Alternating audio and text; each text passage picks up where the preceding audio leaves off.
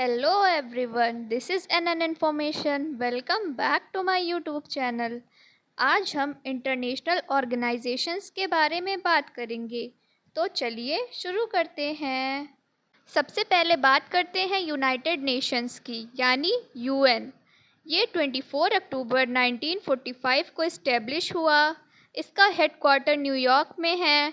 इसमें 193 मेंबर्स हैं। यूएन का मेन ऑब्जेक्टिव है international peace and security maintain करना और कंट्रीज़ के बीच कोऑपरेशन को प्रमोट करना। यूएन के करंट सेक्रेटरी जनरल हैं एंटोनियो गुटेरेस। यूएन डे 24 अक्टूबर को मनाया जाता है। अब बात करते हैं डब्ल्यूएचओ की। ये 7 अप्रैल 1948 में इस्टेब्लिश हुआ। इसका हेडक्वार्टर जिनेवा स्विट्ज़रलैंड में है। डब्ल्यूएचओ का मेन ऑब्जेक्टिव है ग्लोबल हेल्थ को प्रमोट करना और 7 अप्रैल को वर्ल्ड हेल्थ डे मनाया जाता है। डब्ल्यूएचओ यूनाइटेड नेशन की एक स्पेशलाइज्ड एजेंसी है। अब बात करते हैं यूनेस्को की। यूनेस्को का फुल फॉर्म है united nation educational, scientific and cultural organization. ये 1945 में इस्टेब्लिश हुआ। इसका हेडक्वार्टर पेरिस, फ्रांस में है। यूनेस्को का मेन वर्क है एजुकेशन, साइंस, कल्चर और हेरिटेज प्रोटेक्शन के फील्ड में काम करना और वर्ल्ड हेरिटेज साइट के प्रोग्राम के लिए यूनेस्को बहुत इम्पॉर्टेंट है। अब बात करते हैं यूनिसेफ की। यूनिसेफ का फुल फॉर्म है यूनाइटेड नेशन चिल्ड्रंस फंड। ये 1946 में इस्टेब्लिश हुआ। इसका हेडक्वार्टर न्यूयॉर्क, यूएसए में है। यूनिसेफ मेनली चिल्ड्रंस के राइट्स, हेल्थ, न्यूट्रिशन और एजुकेशन के लिए काम करता है। एक इम्पॉर्टेंट फैक्ट, यूनिसेफ का ओरिजिनल नाम था United nation international children's emergency fund. अब बात करते हैं आईएमएफ की। आईएमएफ यानी इंटरनेशनल मॉनेटरी फंड, ये 1944 में इस्टेब्लिश हुआ। इसका हेडक्वार्टर वाशिंगटन डीसी, यूएसए में है। आईएमएफ का मेन ऑब्जेक्टिव है इंटरनेशनल मॉनेटरी कोऑपरेशन और फाइनेंशियल स्टेबिलिटी को प्रमोट करना। ये उन कंट्रीज़ को फाइनेंशियल असिस्टेंस प्रोवाइड करता है जो balance of payment problem face कर रही हूँ। आईएमएफ का कनेक्शन ब्रिटेन वुड कॉन्फ्रेंस से है। अब बात करते हैं वर्ल्ड बैंक की। वर्ल्ड बैंक भी 1944 में इस्टेब्लिश हुआ। इसका हेडक्वार्टर वाशिंगटन डीसी, यूएसए में है। इसका मेन ऑब्जेक्टिव है डेवलपमेंट फाइनेंसिंग और poverty reduction. Next is world trade organization, WTO. ये 1 जनवरी 1995 में इस्टेब्लिश हुआ। इसका हेडक्वार्टर जिनेवा, स्विट्ज़रलैंड में है। डब्ल्यूटीओ का मेन काम है इंटरनेशनल ट्रेड को रेगुलेट और फैसिलिटेट करना। सबसे इम्पॉर्टेंट फैक्ट, गैट को डब्ल्यूटीओ ने रिप्लेस किया था। गैट का फुल फॉर्म है general agreement of trade and tariff. अब बात करते हैं एफएओ की। एफएओ का फुल फॉर्म है फूड एंड एग्रीकल्चर ऑर्गेनाइजेशन। ये 1945 में इस्टेब्लिश हुआ। इसका हेडक्वार्टर रोम, इटली में है। एफएओ का मेन फोकस है फूड सिक्योरिटी, एग्रीकल्चर और हंगर को कॉम्बैट करना।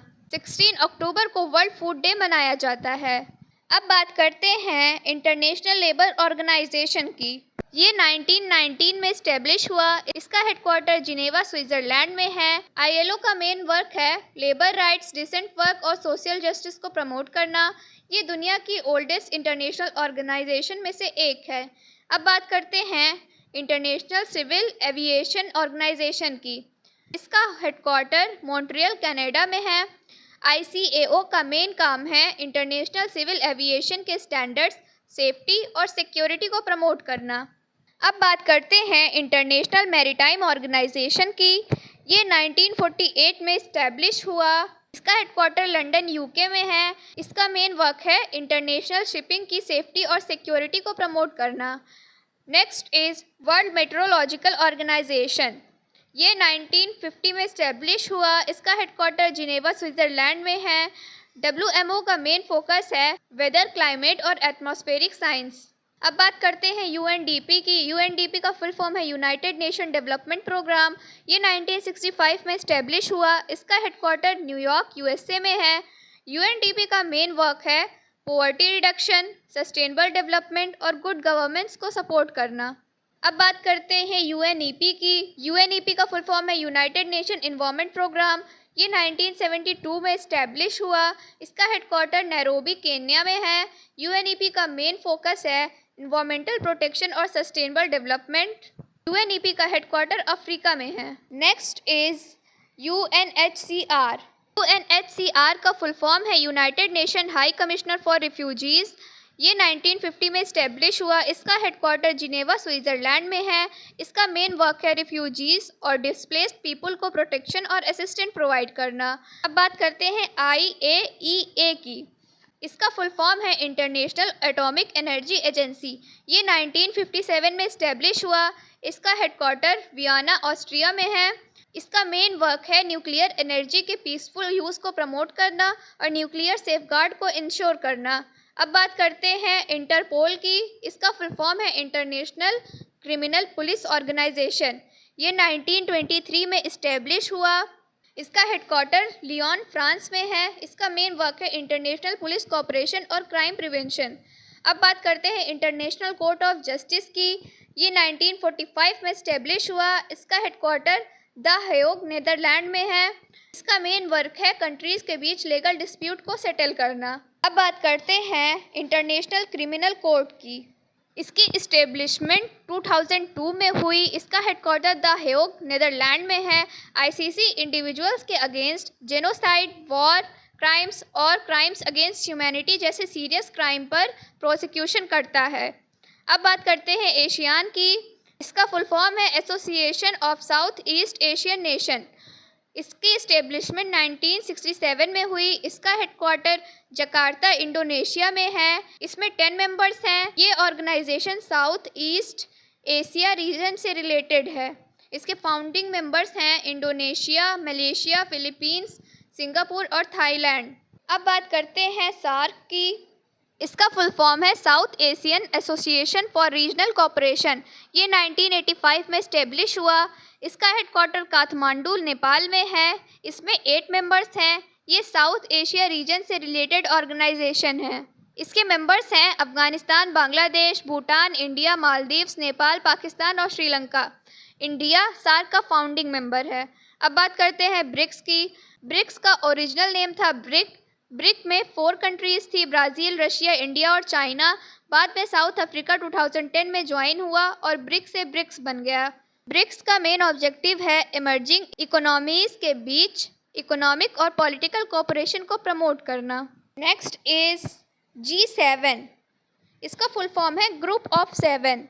इसके 7 मेंबर्स हैं USA, UK, France, Germany, Italy, Canada और जापान।